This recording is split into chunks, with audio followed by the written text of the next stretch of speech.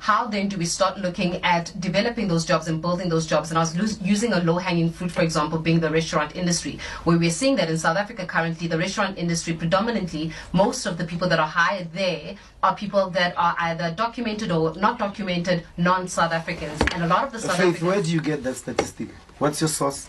Well, the last time even, I've had the the Department of Home Affairs was here. I've had callers who have been listeners who work within the industry who said, Faith, unfortunately I work within the sources, people work in the industry. Let me tell you. People that work in the industry who so the labor department would have been your go-to area. So what's interesting about South Africa is that majority of industries, they've got less than 10 dominating companies, whether it's mining, whether it's security, whether it's the restaurants, and so on, hospitality.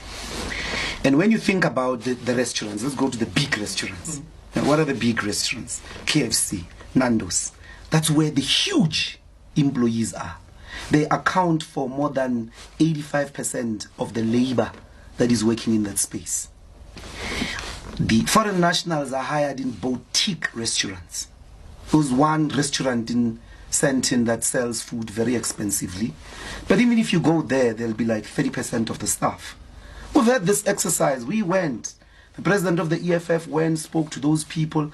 Most of the time he came across, and all of them would be boutique hotels. It's very difficult for KFC, Nando's, Steers, Debonair's, and so on and so forth.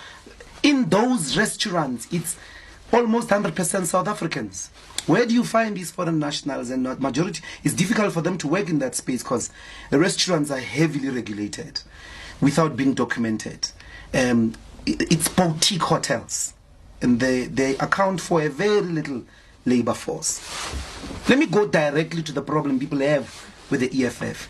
Is people going around thinking when we take over power tomorrow, we're going to open the borders and say everybody come to South Africa and say from Egypt, from Cape to Cairo, come to South Africa. That's not true. That is a fundamental misrepresentation of an important macroeconomic question. So regional integration. You will never be able to build an economy if you are not concerned about your neighbors.